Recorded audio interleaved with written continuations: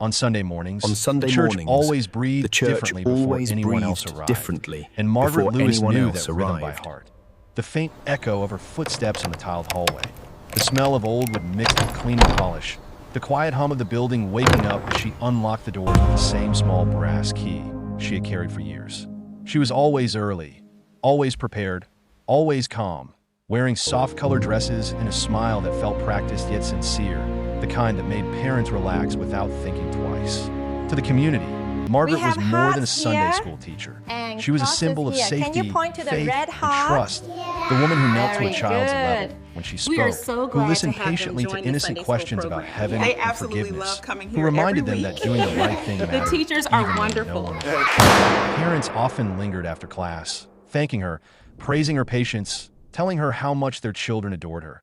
And Margaret always responded the same way, night, gently deflecting when the house praise, fell silent, saying she was just doing God's work. those fragments No one ever returned. asked about her life before the church, before this town, before the calm routine that defined her now, and she never volunteered the answers. Her past existed only in fragments she kept locked away, buried beneath years of routine and prayer. Yet every night, when the house fell silent and the walls closed in, Her phone vibrated. those fragments returned without Unknown mercy. number. Memories She sharp enough answered. to steal her breath.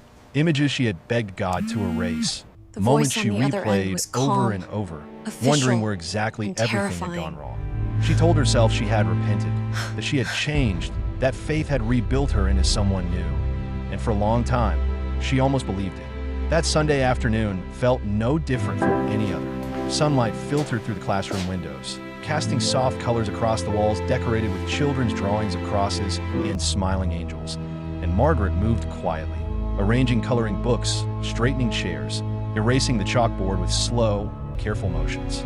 Her mind was focused on the lesson she would teach next week. Something about forgiveness, something about grace, when the sudden vibration of her for phone this broke the moment of stillness. peace. The sound felt Guide unnaturally me loud in the and empty help room. me to She be a glanced at the better screen, servant an each unknown day. number, and hesitated, a faint tension tightening in her chest for reasons she couldn't immediately explain. She answered anyway, pressing the phone to her ear, expecting a parent, a volunteer, something ordinary. Instead, the voice on the other end was measured, professional, and stripped of warmth, introducing itself with a name and a title that didn't belong in her carefully constructed world. As the words settled in, the room seemed to tilt slightly, the colors around her dulling, as if the light itself had withdrawn. 12 years ago, the phrase echoed in her mind, dragging something heavy and dark up from the depths she had worked so hard to keep sealed. Her fingers curled tightly These around photographs, the phone, coupled with the knuckles signed whitening, documents, breath prove shallow, the intent as the beyond calm a voice reasonable continued doubt. speaking, unaware or indifferent to the quiet collapse happening on the other end of the line. In that instant, Margaret understood with terrifying clarity that the life she had built, every smile, Your Honor, I every accept lesson, full every responsibility peaceful for my Sunday morning, actions. was standing on There are fragile no ground. words to The express past the she depth of believed my forgiven, regret. forgotten, and The buried had defense not has stayed failed to buried at provide a all. reasonable It had doubt waited regarding the patiently, defendant's intent. silently. Therefore, and now you it must was convict knocking, on all demanding counts. to be acknowledged. On And the as she charge stood of murder alone in in the the first classroom, degree, surrounded by we, the symbols jury, of find the innocence and defendant faith, guilty. Margaret Lewis Sentencing will knew be that scheduled nothing for would next ever be the month. same again. The investigation moved with a speed that felt both relentless and surreal, like a storm that had been gathering for years, finally breaking all at once. Leaving Margaret Lewis scrambling to comprehend how a life she thought settled could unravel so quickly. Old evidence, long forgotten in Having dusty reviewed police all the archives, evidence had and been testimony, reopened, it is scrutinized the with new judgment of this forensic court that techniques you are that didn't hereby exist the committed to the first time the custody case of went the cold. Department. And the pieces of a puzzle she had convinced herself no one would ever complete were now being assembled but the with truth, so terrifying precision. help me A God. witness, someone who had remained silent for over a decade, had come forward, shaken but determined, and their testimony painted a picture that left little room for doubt. 12 years ago, a man had died in a motel room, a death that had shocked 2 states away, a crime that once seemed unsolvable, and Margaret had buried it deep within herself, hoping that time and prayer would protect her from the consequences she feared but did not fully confront. Now, with the past resurfacing, the courtroom became a stage for truths she could no longer deny. Margaret sat in the chair reserved for defendants, her posture straight, her hands folded in her lap, a small Bible resting against her knees as though it could shield her from the weight of what was coming. Reporters whispered among themselves, casting glances filled with curiosity and disbelief, murmuring, "She doesn't look like a killer," their words a sharp reminder of how appearances could deceive. The prosecution presented each fact carefully, laying out a chain of events that, taken together, painted a picture of inevitability. The man had been abusive, controlling, threatening, someone who had instilled fear in her life, shaping moments of desperation she had tried to rationalize his survival. On that fateful night, fear had escalated into confrontation, confrontation into panic, and panic into violence that could no longer be ignored or excused. Margaret did not flinch as the prosecutor recounted the sequence of events, the careful steps, the evidence that linked her directly to the crime. She did not cry. She did not raise her voice in protest. When asked to speak, she confessed quietly, her voice carrying a weight of sorrow and acknowledgement that filled the courtroom with an uneasy stillness. "I didn't plan it," she admitted, her tone soft but steady. "I just wanted it to stop."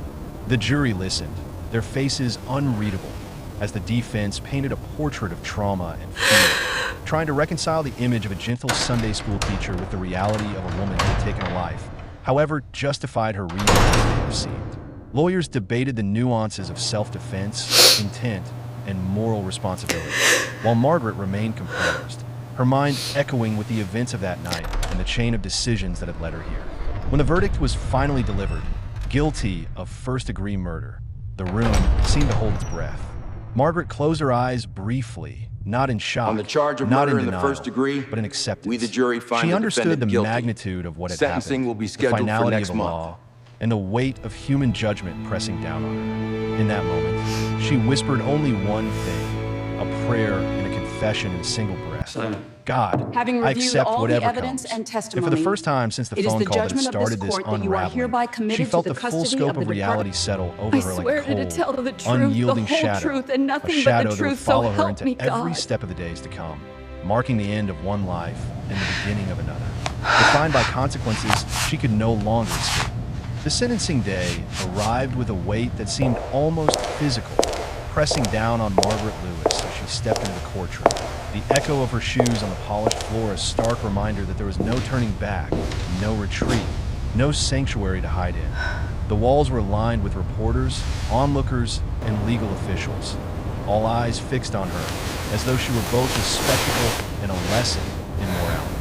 She wore a simple, muted dress, hands folded in front of her, her Bible clutched loosely, a symbol of the life she had once led and the faith she still tried to hold on to amid the storm of consequences that surrounded her. The judge's voice was steady, deliberate, carrying the weight of the law as he recited the sentence that would define the remainder of her existence. Margaret Lewis, you are hereby sentenced to death. The words hung in the air like an iron curtain, absolute and inescapable. And for the first time since the trial began, the composure she had maintained cracked ever so slightly, a tremor in her hands, a catch in her breath, a fleeting flicker of fear crossing her eyes. Death row, not life in a cell, not decades of imprisonment, but a place where each day is measured in hours, each moment shadowed by the inevitability of the end, a reality so stark and absolute that it left her feeling both exposed and strangely numb.